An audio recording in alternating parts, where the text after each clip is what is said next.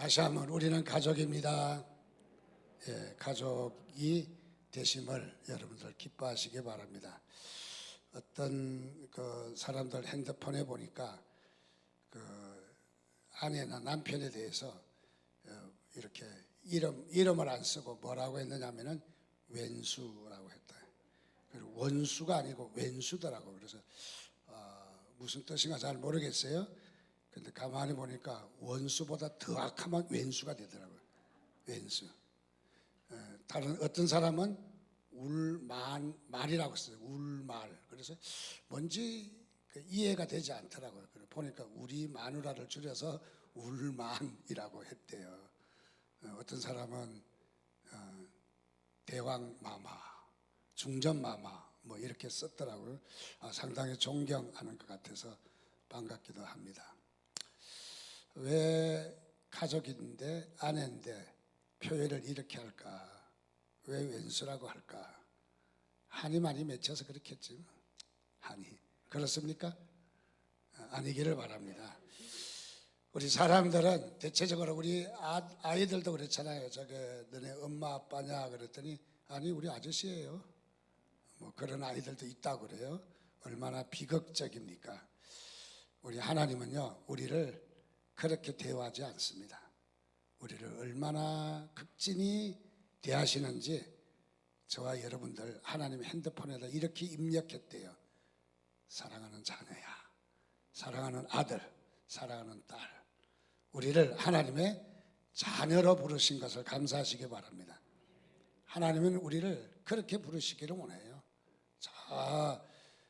어떤 관계가 없는 객관적인 한 사람으로 또 한 어떤 이런 직명을 가진 그런 사람으로 부르지 않고 하나님은 우리를 가족으로 부르셨다. 또 하나님을 우리가 뭐라고 할까요? 높으신 분, 창조주 하나님 뭐 많이 있지만은 그 중에 가장 하나님을 많이 부르는 용어가 아버지라고 하잖아요. 아버지. 그러니까 하나님과 우리 사이는 어떤 관계를 갖기를 원하시냐면 가족의 관계를 갖기를 원하셔요. 그래서 성경에 끊임없이 대두되는 말씀은 바로 너와 나는 가족이다. 가족이다는 말이에요. 여러분 가족처럼 좋은 게 어디 있어요? 가족처럼 다정한 게 어디 있어요? 가족처럼 우리가 허물이 없는 게 어디 있겠어요? 가족이라는 것은 정말로 대단한 이 표현이라고 생각합니다. 하나님은 그래서 우리를 가족으로 표현하기를 원하셔요.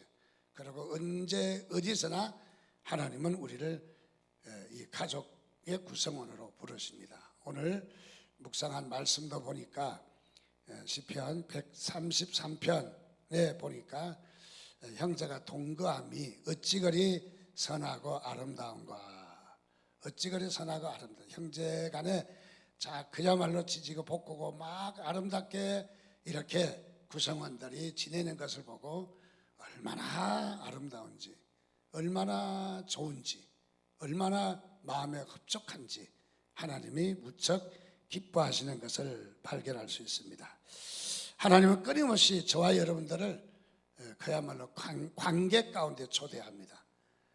남남으로 말씀하지 않고 관계 가운데 우리를 부르시고 초대를 합니다. 오늘 말씀에도 보니까 4절 말씀에 보니까 내 안에 거하라 나도 너희 안에 거하리라.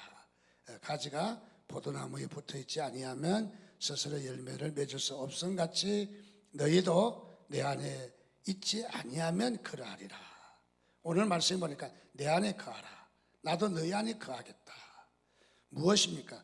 거한다고 하는 것은 서로의 관계 가운데 있는 걸 말하잖아요. 관계, 서로가 관계가 있다. 그저 남남이 아니라 관계 가운데 있다. 그래서 이 관계 가운데 있을 때 엄청난 열매를 맺을 수 있다 하는 것을 말해주는 것을 볼 수가 있습니다. 역시 5절에도 보면은 나는 포도나무요 너희는 가지라. 그가 내 안에 내가 그 안에 거하면 사람이 열매를 많이 맺나니 나를 떠나서는 너희가 아무것도 할 수 없음이라. 나무와 가지를 이야기하는데 이것은 절대 뗄 수가 없다는 말이죠. 가지가 나무에서 떨어지게 되면은 더 이상 존재하지 못합니다. 물론 열매도 맺지 못하고요. 아무것도 할 수 없습니다. 자, 그래서 반드시 가지는 나무에 딱 붙어 있어야 된다. 무엇을 말하느냐? 하나님과 우리의 관계를 이야기하는 겁니다. 절대로 떨어질 수 없는 관계, 떨어져서는 안 되는 관계. 그래서 하나님과 우리 사이가 이 관계를 이야기합니다. 더 나아가서 6절 말씀에도 보면 사람이 내 안에 거하지 아니하면 가지처럼 밖에 버려져 마르나니 사람들이 그것을 모아다가 불에 던져 사르느니라. 6절에도 보니까 내 안에 거하라, 내 안에 거하라고 하는 이 가지와 나무의 관계처럼 내 안에 거하라. 관계 가운데 머물러라는 거죠. 관계 가운데. 종종 보면은 우리 사람들이 살아가면서 관계 가운데 머물지 아니하고 나는 당신하고 인연 끊겠어. 이제 남남이야. 이제 남남이야. 또 자식된 도리를 다하지 않으면서도 나 호적 파주세요. 뭐 호적 파주면 지가 얼마나 뭐 출세할 수 있나요? 호적 파주세요. 그런 것도 있을 수 있잖아요. 그런 말도. 그러나 성경은 계속해서 이야기하기를 우리를 관계 가운데 있기를 원해요. 뭐든지 관계 가운데 있기를 원합니다. 7절에도 너희가 내 안에 거하고 내 말이 너희 안에 거하면 무엇이든지 원하는 대로 구하라. 그리하면 이루리라. 역시 관계를 이야기합니다. 관계 가운데 엄청난 기쁨이 있고 관계 가운데 엄청난 축복이 있고 관계 가운데 이런 열매를 엄청나게 열린다 하는 것을 말해주는 것입니다. 시편 138편 8절에도 이야기하기를 여호와께서 나를 위하여 보상해 주시리이다. 여호와여 주의 인자하심이 영원하오니 주의 손으로 지으신 것을 버리지 마옵소서라고 말씀했습니다. 무엇입니까? 하나님께서 우리에게 관계된 모든 것은 다 성취시켜 주시겠다, 이루어 주시겠다, 완전하게 이루어 주시겠다 하는 것을 말해주고 있습니다. 그래서 우리는 무엇보다도 우리 하나님과 우리의 관계도 어떤 종교 행위나 우리가 어떤 그 막대한 우리가 수고와 어떤 일을 한다 할지라도 그것보다 더 소중한 것은 하나님과 어떤 관계 가운데 있느냐. 우리가 관계가 먼저라는 거죠. 그래서 관계가 어떠하냐 하는 것이 우리에게 너무너무 중요합니다. 그래서 하나님은 우리를 관계의 존재다라고 말하고 있습니다.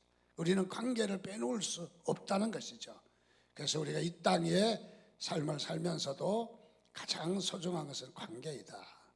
어떤 회사에서 이 미국의 유명 대학에서 조사를 했는데 사람이 직장 생활하다가 그만두는 이유를 분석을 했어요.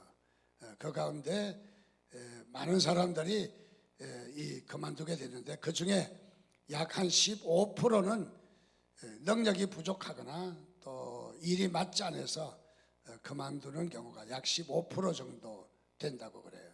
그런데 그 중에 85%는 왜 직장을 그만뒀느냐 물었더니 그거는 관계가 서로의 이 공동체 내 관계가 좋지 못해서 관계를 이루지 못해서 회사를 그만둔 사람들이라는 거죠. 그래서 우리는 어떤 일보다도 우리 관계에 무너져서 직장도 무너지고 또 그만두고 하는 일들이 많이 있다는 것을 봅니다. 자, 하나님은 우리가 이 땅에 살면서 관계에 성공하기를 원합니다. 여러분, 관계에 무너지지 않기를 주님의 이름으로 축복드립니다. 그래서 관계에 성공을 해야 다른 것에도 성공할 수 있다. 그래서 관계는 어떤 관계에 네 가지로 살펴보면 첫째 하나님과 관계, 둘째 사람과의 관계, 셋째 물질과의 관계, 넷째 어떤 사건과의 관계가 소중하다 하는 것을 말할 수 있습니다. 수많은 관계가 있지만은 대체적으로 요약을 하면 이 네 가지라고 생각이 되어집니다. 자, 그래서 관계를 맺고 사는 것은 그야말로 우리에게 생명이 흐르고 관계가 맺지 못하고 사는 것은 곧바로 죽음이라는 거죠. 그래서 오늘 성경에도 관계 가운데 많은 열매를 맺게 되고 관계 가운데서 뭔가 구하라고 했습니다. 원하는 대로 구하라. 어디에서? 관계 가운데서. 관계를 빼놓고 구할 수가 없다는 것입니다. 관계가 끊어지면 나무가지가 잘려져서 말라 비틀어지고 불에 던져서 한갓 이렇게 불쏘시개에 불과한 그런 과정이다 하는 것을 말해주기도 합니다. 자, 우리가 관계에 대해서 좀 더 우리가 생각해 보기 위해서는 세상의 자연적인 이치에서 우리가 찾아보면은 어떤 일들이 있을까요? 물고기가 물을 떠나면은 죽을 수밖에 없다라는 거죠. 물과 관계할 때만이 생명을 유지할 수 있다, 살 수 있다는 것을 말해주는 것입니다. 그래서 물고기는 절대로 물을 떠날 수가 없다. 나무도 마찬가지입니다. 나무가 땅에 뽑히면은 그야말로 이 나무는 죽고 마는 것이죠. 땅에 뿌리를 박아야만이 그래서 나무가 살고 나무가 생명을 얻게 되고 과실을 주렁주렁 맺을 수 있다라고 이야기합니다. 우리 사람도 마찬가지입니다. 하나님과 관계도 중요하지만은 사람도 자연적인 이치로 찾아보면은 공기를 떠나서는 살 수가 없는 거죠. 숨을 쉬는 이 공기를 떠나면 바로 우리는 몇 분 안 돼서 죽을 수밖에 없다라는 것입니다. 그래서 공기가 있을 때만이 우리는 생명을 유지할 수 있다. 더 나아가서 우리는 수도도 연결이 돼야, 수도 간에 연결이 돼야 물이 펑펑 쏟아지듯이 끊어지면, 관계가 끊어지면 수도물이나 전기줄이 전기가 들어오지 않는 바로 그런 면을 우리가 자연적인 위치에서도 관계가 얼마나 중요한지를 살펴볼 수 있습니다.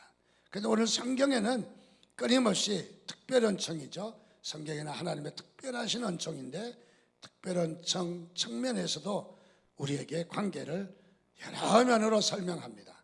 첫째는 예수님은 포도나무요, 우리는 가지다. 나무와 가지의 모습으로 우리에게 말씀하고 있습니다. 나무와 가지 절대 떨어질 수 없는 것이죠. 가지가 나무에 붙어 있을 때만이 생명이 있고 영양이 흐르고 힘이 생기고 능력이 생기고 열매가 열리게 되는 것이죠. 오늘도 우리가 관계 가운데 있을 때에 많은 축복들이 있다 하는 것을 말해줍니다. 또 예수님은 우리에게 이렇게 이야기합니다. 양과 목자라고 이야기합니다. 양은 어떻습니까? 양은 이것은 스스로 자기가 길을 갈 수가 없습니다. 그래도 우리나라 같으면 뭐 어디서나 푸른 풀밭이 아무데나 있지만은 유대 지방은 풀이 그렇게 1년 내내 무성하지 않기 때문에 목자 잘못 만나면은 그날 하루 종일 굶어 죽습니다. 먹을 것이 없습니다.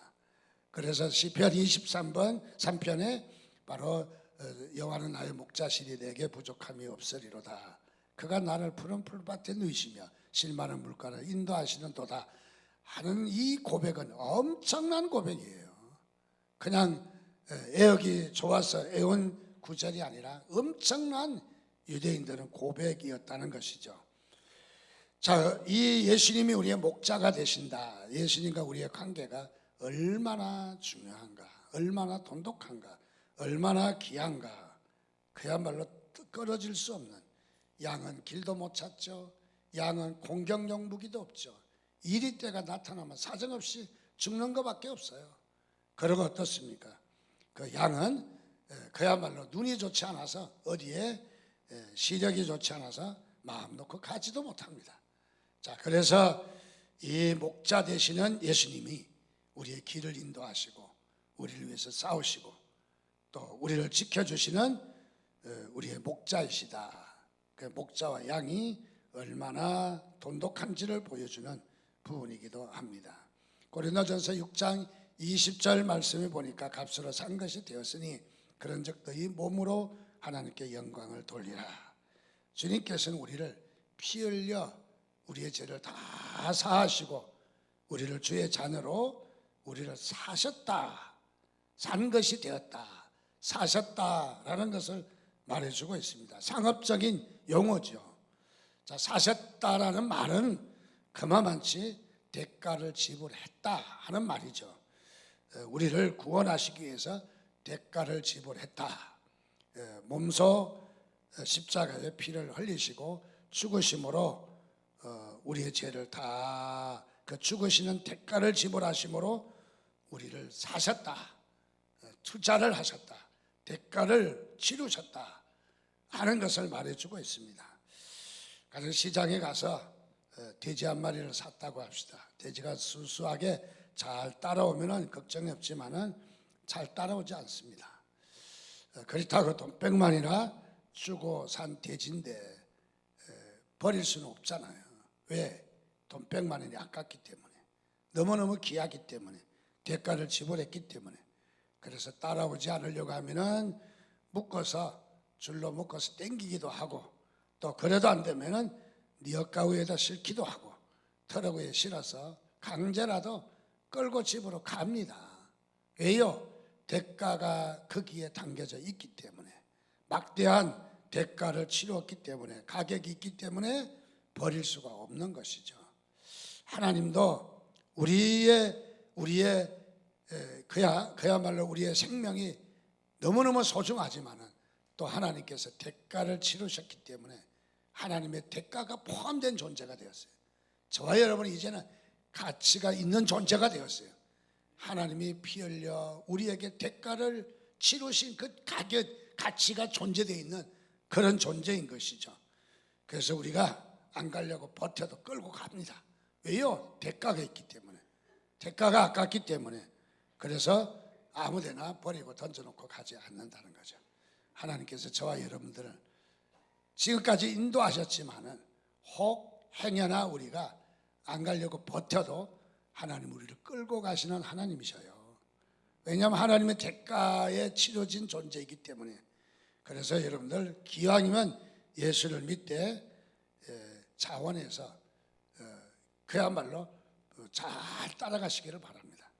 안 가려고 버팅기지 마시고, 예수를 믿어도 끌려다니지 마시고, 한 대씩 얻어맞고, 또 그야말로 코를 깨기도 하고, 또 목에 줄로 이렇게 묶어서 막 따라오라고 막 끄는 그런 신앙생활이 안 되기를 바랍니다.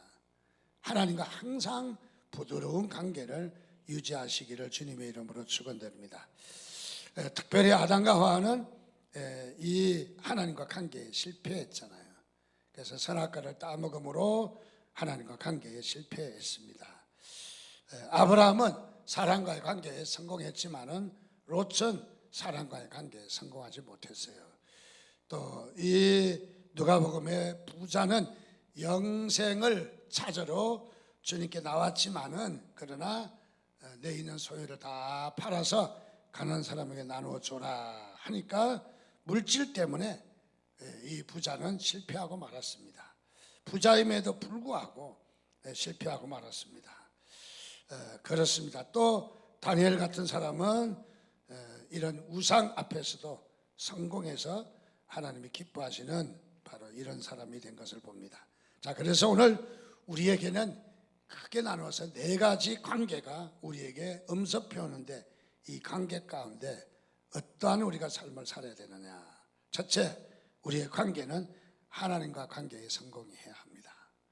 여러분, 하나님의 관계가 무너지면 다 무너지는 거예요. 그래서 하나님의 관계는 반드시 성공하시기를 주님의 이름으로 축원드립니다. 요셉이라고 하는 사람이 있었습니다. 이 애굽에 그야말로 천하게 붙들려 갔습니다. 종으로 붙들려 갔습니다. 그래서 보디발의 집에서 종로를 타고 있습니다.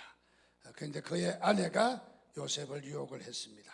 요셉은 거기에 하나님 앞에 자신이 죄를 범할 수가 없다고 도망가서 그 위기를 모면하는 요셉의 모습을 봅니다. 요셉은 어떤 삶을 살았을까요? 항상 하나님과 관계를 소중히 여겼습니다.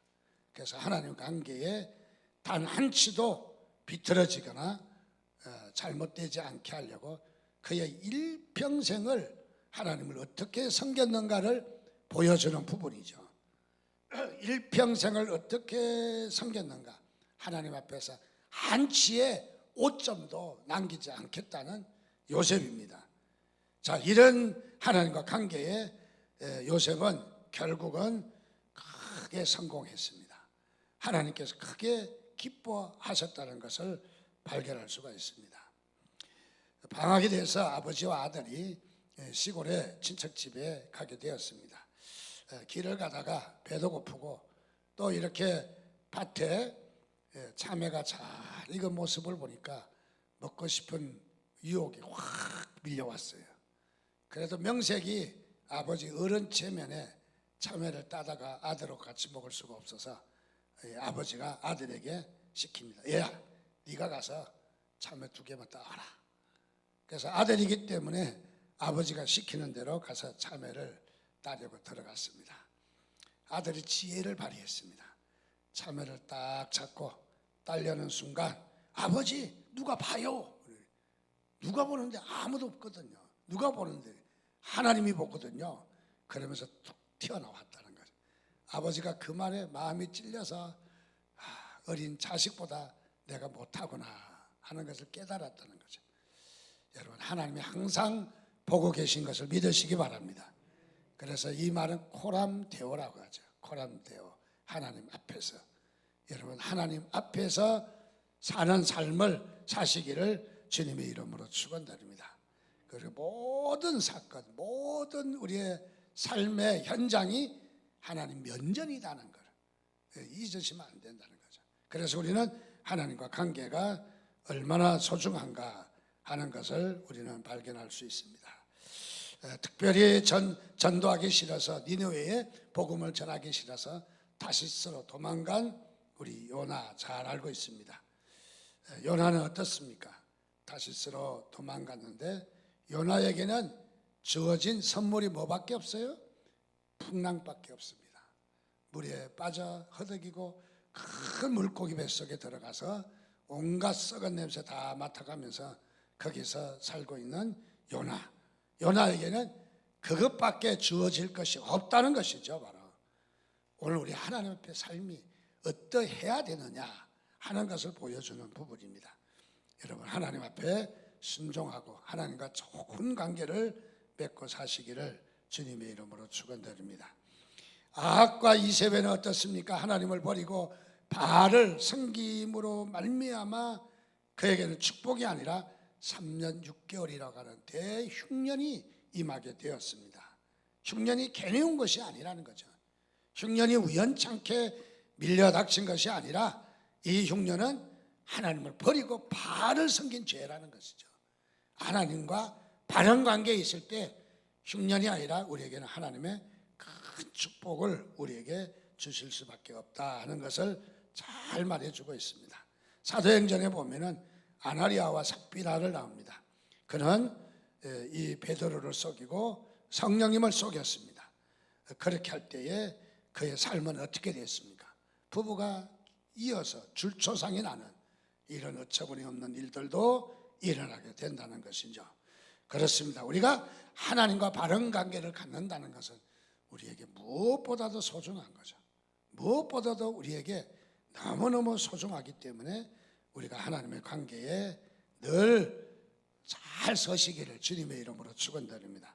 그래서 항상 우리의 삶이 하나님과 나의 관계에 이상이 없는가, 이상이 없는가 아주 우리가 살펴보고 또 살펴보고, 우리 성경에서는 고린도전서에서는 뭐라고, 고린도후서에서는 너희가 믿음 안에 있는가 너희 자신을 시험하여 보라. 우리를 시험하여 보래요. 시험을 테스트해 보래요. 함정에 한번 넣어 보래요. 수영을 잘하는가 못하는가 물속에 한번 던져 보래요. 테스트해 보래요. 자, 그래서 우리는 항상 하나님 앞에 우리가 하나님과 관계가 바른 삶을, 또 관계가 성공을 하고 있는가 하는 것을 우리가 끊임없이 점검해야 되는 것을 말해주고 있습니다. 두 번째로 우리가 어떤 상황에 또 성공을 해야 되느냐, 그건 사람과의 관계입니다. 하나님께서는 사람을 혼자 살도록 우리를 창조하지 않으셨습니다. 하나님은 우리를 사람과 더불어 살도록, 더불어. 그래서 우리를 더불어로 부르셨다는 거죠. 로마서 15장 2절 말씀에 보니까 우리 각 사람이 이웃을 기쁘게 하되 선을 이루고 덕을 세우도록 할지니라. 우리를 이웃을 기쁘게 하라. 이웃이 우리의 관계가 어떠하냐가 중요한 것을 말하고 있습니다. 에베소서 4장 25절에도 그런 적 거짓을 버리고 각각 그 이웃으로 더불어 참된 것을 말하라. 이웃에게 뭐라라? 거짓말을 하지 말라는 거예요. 참된 것을 하라.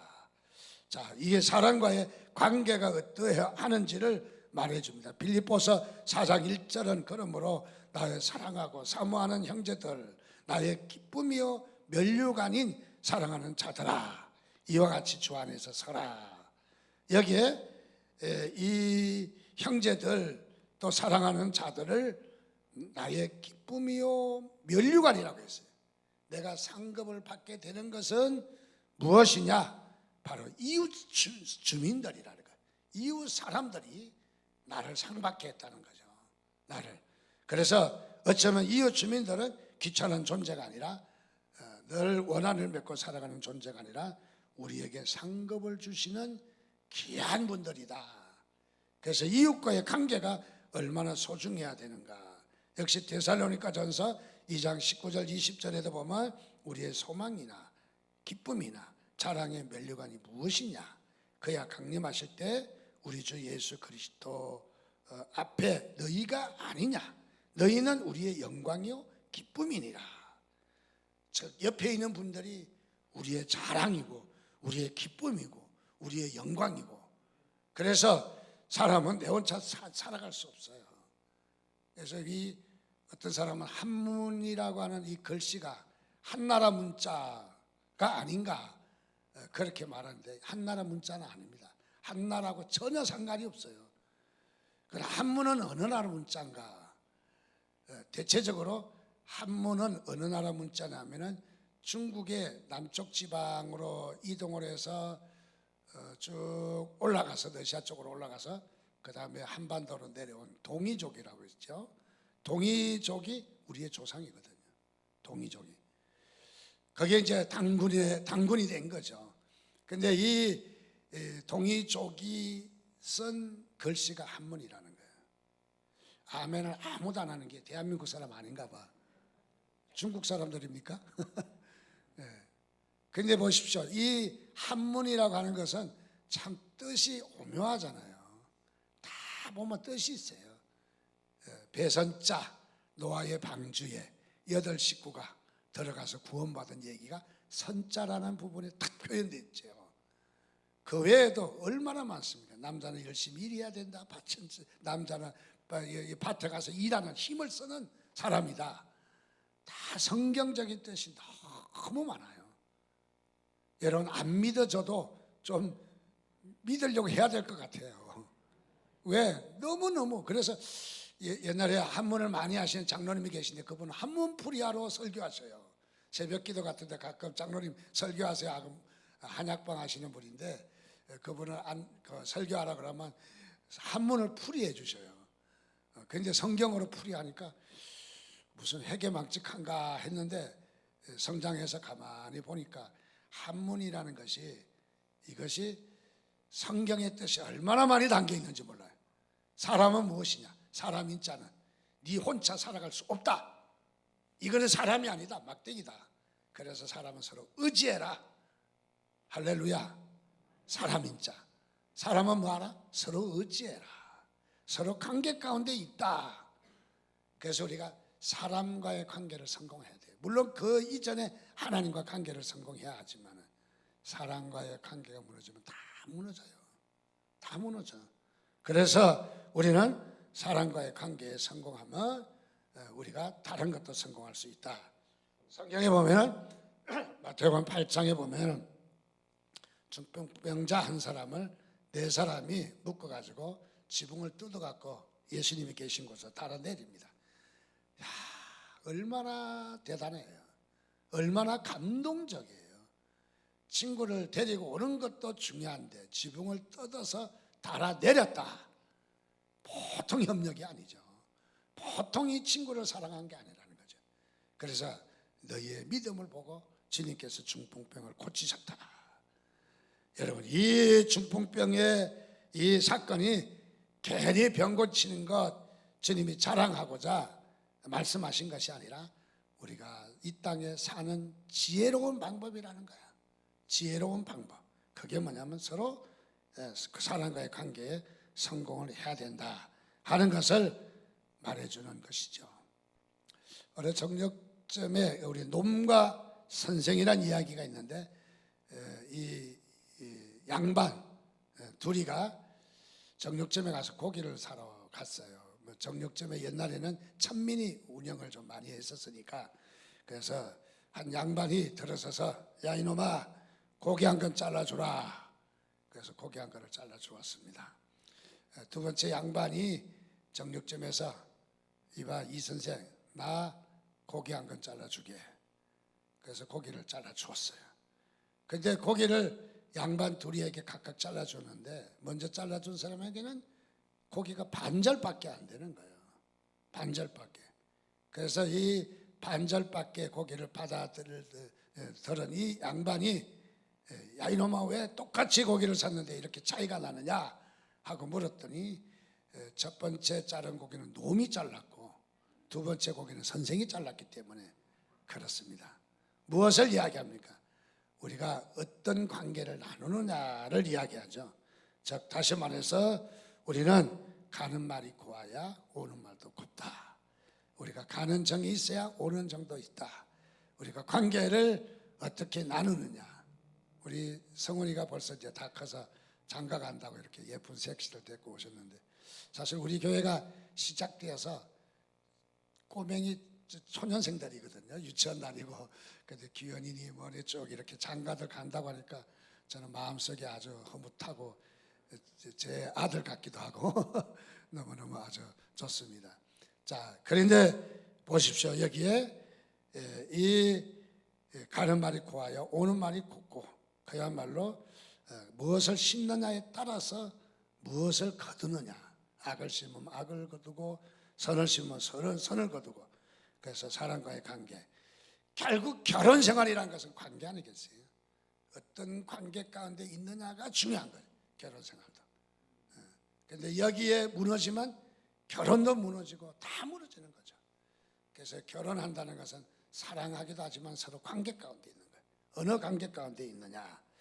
자, 그래서 사랑과의 관계에 성공하시기를 주님의 이름으로 축원드립니다. 세 번째는 물질과의 관계입니다. 물질이 우리에게 주어졌을 때 물질 앞에서 어떠한 우리가 결단을 할 수 있느냐. 그래서 어떤 부흥사님은 그런 말을 하더라고요. 교회 나와서 세례 받는데 반드시 뒷주머니에다가 지갑을 넣어갖고 오도록 해라. 지갑을 갖고 오지 않으면 세례 주지 말라. 그래서 왜요? 그러니까 지갑도 세례를 받아야 된다. 지갑에 세례 안 받아서 아직도 중지자가 됐는데 짠돌이 해가지고 물질 하나 풀 줄도 모르고 그래가지고 되겠느냐. 뭐 그렇게 좀 약간 억지는 있지만은 그런 말을 하는 거 들었습니다. 우리가 물질 앞에서 어떠한 관계를 갖느냐가 참 중요한 것 같아요. 물질 때문에 어떻습니까? 사람과의 관계도 무시하고 물질이 먼저잖아요.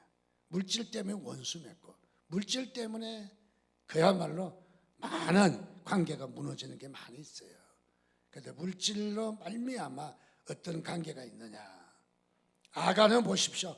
물질 때문에, 또 게하시도 물질 때문에 물질을 훔쳐뒀다가 결국은 실패하고 말았어요. 누가복음 16장에도 부자가 영생을 얻는 법을 물으러 왔어요.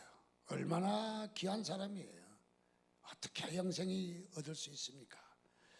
여러분들 교회 나올 때 목사님 어떻게 구원을 얻겠습니까? 그런 사람 못 봤어요. 대체적으로 교회 나올 때도 보면은 아는 사람이 끌려서 오늘 한번 왔습니다. 또 우리 총동원 전도 주일이라 오늘 선물 준다면요. 그래서 왔습니다. 그러다 보니까 예수 믿고 구원받고 장로되고 권사되고 뭐 이렇게 자리에 앉게 됐지. 처음부터 나는 구원 때문에 왔어요. 구원을 받아야 되는데 어떻게 구원받느냐고요? 심각한 표정을 치고 온 사람들 별로 없어요. 그러니까 이게 부자는 어떤 사람이에요? 영생을 어떻게 얻어야 되느냐라고 질문하러 왔다면 적어도 우리보다 실력이 나은 사람이에요. 우리보다 인생의 공부를 한 사람이에요. 대단한 사람이에요. 야, 이런 문제에 고민할 수 있었다? 저는 영생을 얻고 천국 가는 문제 고민해 보지 않았어요. 교회 와서 고민했지. 교회 오기 전에는 그게 더 나은 줄 알았죠. 그런데 여기에 부자는 영생을 어떻게 해야 얻으리까라고 왔다면 적어도 인생을 심각하게 고민하는 사람이 아니었겠습니까? 그래서 영생을 얻는 법은 내 소유를 팔아 가난한 자들에게 주라.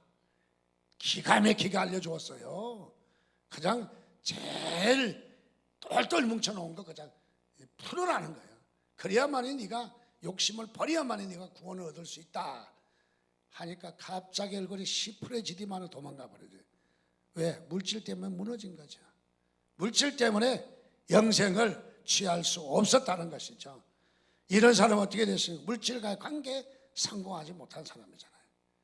오늘 우리 물질 앞에도 당당하게 하나님 앞에 바로 서는 훈련하시기를 주님의 이름으로 축원드립니다.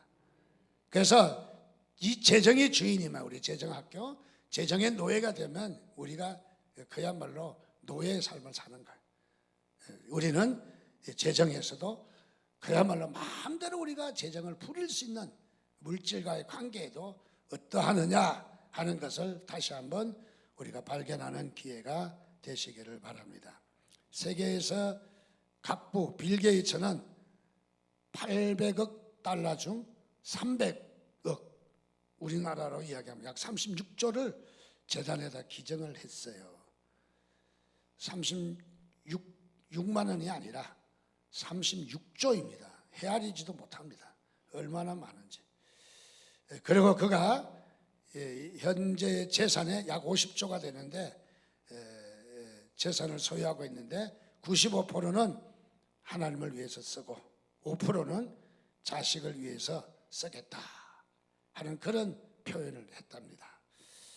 빌 게이츠는 이렇게 하기까지는 이런 과정이 있을 때요. 11살 때 산상수훈에 대해서 공부를 했습니다. 천국은 뭐 하면서 공부를 하다가 누가복음 6장 38절을 공부하게 되는데 같이 읽겠습니다. 시작. 주라 그리하면 너희에게 줄 것이요 곧 후이 되어 누르고 흔들어 넘치도록 하여 너희 안에 안겨주리라. 너희가 헤아리는 그 헤아림으로 너희도 헤아림을 도로 받을 것이니라. 여기에 말씀을 보다가 강하게 자신의 심장을 때리는 이런 일들이 있었다는 거예요. 그게 뭐냐? 주라. 그리하면 너희에게 줄 것이다. 우리가 줘야 우리에게도 주신다는 거예요. 우리가 줘야, 종자를 뿌려야, 씨앗을 뿌려야, 씨앗을 뿌려야. 어떤 분이 몇 년 만에 오래전 얘기입니다. 어렵게 쌀을 한 가마니 이렇게 누가 줘서 받게 되어서 그 집이 자녀가 많이 있고 남자는 술주정뱅이고 알코올 중독하고 벌어오는 거 하나 없어서 쌀 구경을 몇 년 동안 하지 못했대요. 그래서 몇 년 만에 쌀 구경을 했대요. 그래서 이 쌀에 11조를 떼야 되냐 말해야 되냐. 그래서 저녁에 쌀이 오자마자 11조 뗐다. 아이고 내가 쌀 몇 년 만에 구경했는데 11조 뗄 게 뭐야. 또 부었다가 또 뗐다가 부었다가 뗐다가 부었다가 그러다가 그냥 새벽기도 나오는 시간이 되었는데 새벽기도 때 이 쌀에 11조를 뗀 걸 가지고 나왔대요. 그때 나오다가 옛날 길이 험악하니까 논두렁이 미끄러져서 쌀이 그거 쏟아버리죠. 다 쏟아버렸대. 모처럼 11조 쬐끔 들여본다고 쌀을 들여본다고 나왔는데 쌀이 범벅이 돼서 흙에 그래서 흙채로 걸고 모아가지고 교회로 그걸 가져왔대요. 그러면서 하나님 앞에 원망합니다. 하나님 내가 처음으로 11조 드리려고 하는데 11조 맞아? 이게 쌀을 다 망가져서 아무것도 없다고 하나님께 불평을 했대요. 그랬더니 목사님이 이렇게 대답했대요. 하나님이 이미 다 받으셨다. 다 받으셨다. 당신이 심은 것에 분명히 하나님께서 보응해 주신다. 상급을 주신다. 그래서 그냥 그 말씀이 위로가 돼서 그래 쌀은 다 엎어서 헛구덩이가 됐지만은 하나님이 받으셨다. 거기에 너무너무 기뻐가지고 하나님이 주실 줄 믿었다는 거. 하나님이 복 내려 주실 줄 믿었다는 거죠. 주라. 그래서 빌 게이츠는 이 주라라는 말씀에 그야말로 강력하게 도전을 받아서 그는 이렇게 그 주는 생활을 또 하게 되었다 하는 그런 고백을 하는 것을 봅니다. 네 번째로 우리에게 또 마지막으로 우리가 반드시 점검하고 넘어가야 될 것은 어떤 사건 속의 관계에 성공해야 합니다. 사건 가운데 우리가 사건이 좋은 사건도 있지만은 참으로 사건을 만날 때마다 그 사건 가운데 어떻게 자신이 결단하느냐가 중요합니다. 사건을. 그래서 우리는 이 사건을 소중하게 여기고 사건 속에 우리가 꼭 잃지 않고 하나님을 기억해야 됩니다. 하나님을. 우리가 무슨 일을 할 때도 첫째 하나님이 기뻐하시는 거냐 이걸 확인해야 돼요. 하나님이 기뻐하시는 거냐.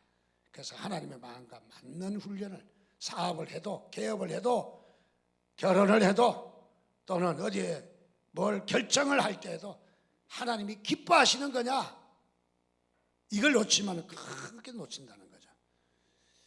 두 번째는 우리가 무엇을 결정할 때 지도하는 교육자가 마음에 들어 하느냐. 교육자가. 세 번째로 양심에 어긋남이 없느냐. 예, 이런 말들을 하는 것을 들을 수 있습니다. 다시 말하면 우리의 사건 속에 하나님이 주시는 영적 비밀이 있다는 거예요. 이 영적 비밀을 싹 발견해야 돼요. 그게 뭐 주의 음성이죠. 주의 음성을 내가 들으니 사랑한다는 말일세. 우리가 그 가운데서 사건 가운데 주님이 우리에게 복 주시는 비밀의 말씀을 듣기를 주님의 이름으로 축원드립니다. 그래서 우리에게 사건을 만날 때마다 이스라엘 백성들이 애굽에서 나와서 얼마나 좋았겠습니까? 야, 400년 만에 우리가 자유하게 됐다, 좋다, 뭐 그냥 난리가 났죠. 근데 덜컥 오자마자 앞에는 홍해바다, 뒤에는 애국 군대가 막 말을 타고 막 달려오는 거죠. 아유, 차라리 우리를 인도하지 않았으면 죽지도 않지. 이거 어떡하나 물귀신 되느냐 말귀신 되느냐. 그야말로 이랬을 때 어떠합니까? 이스라엘의 미련한 백성들은 우리를 차라리 인도하지 말. 애굽에서 차라리 죽었다면 고기 한 점이라도 더 뜯어먹다 죽지. 먹다 죽은 귀신은 뭐 때깔도 좋다는데. 그래서 그런 소리를 할 수 있습니다. 그러나 지혜로운 사람은 그 가운데도 하나님의 뜻을 찾는 거예요. 사건 속에 하나님의 뜻을 찾는 거예요. 그게 사건과의 관계인 거죠. 우리는 사건과의 수많은 사건들을 만나지만은 그 만나는 사건 가운데 우리에게 복이 감춰진 것이 있다는 거예요. 축복이 감춰진 것이 있다는 거예요. 그 축복을 받아야 돼요. 눈에 훤히 보이지 않습니다. 때에 따라서 우리의 눈에 보이지 않는 많은 부분도 있지만은 그러나 하나님께서 감추어둔 그 축복이 있다는 거죠. 그래서 사건과의 이 사건 속에서 의미를 잘 발견해야 돼요. 어떤 아이가 엄마한테 와서 짜증을 부립니다. 엄마, 짜증나 죽겠어. 왜? 저 산이 나보고 야, 이 바보야! 그러는 거 있지. 그래서 저 산이 날 보고 바보래. 내가 짜증나 죽겠어. 엄마는 무슨 소리 알고, 그래, 저 산이 널 보고 바보라고 그러대? 그래 말이야. 네가 뭐라고 했기에? 내가 바보라고 했지. 그러니까 미아리 소리 바보야 들려오는 거지. 그래서 엄마가 그렇게 가르쳐줬어. 얘야, 저 산 보고 네가 사랑한다, 저 산 보고 네가 너는 예쁘다라고 말해봐. 그러니까 저 산이 너한테 뭐라고 말하는지 아니? 예쁘다, 사랑한다, 좋은 말이 오는 걸 아이가 깨달았습니다. 오늘 우리는 하나님께서 우리를 관계 가운데로 초대하십니다. 여러분들 이 관계 네 가지에 성공하시면 여러분들 성공할 수 있어요. 여러분 복된 삶, 성공하는 삶, 항상 우리에게 밀려오는 관계 속에 하나님의 지혜를 여러분 발견하시기를 주님의 이름으로 축원드립니다. 같이 기도하겠습니다. 우리 하나님 앞에 같이 머리 숙여 기도할 것은 하나님의 우리에게 수많은 관계에 접하게 되지만은 그러나 이 관계를 통해서 오히려 원한을 맺어가고 서로가 이렇게 원수가 되는 이런 삶이 아니라 우리는 이 관계 가운데 반드시 성공하는 우리의 삶이 되게 해달라고, 우리를 관계 가운데로 부르신 주님, 우리를 축복해 주실 하나님을 믿습니다. 우리가 이렇게 다시 한번 주여 한번 부르고 우리가 기도하는 시간 갖겠습니다. 주여.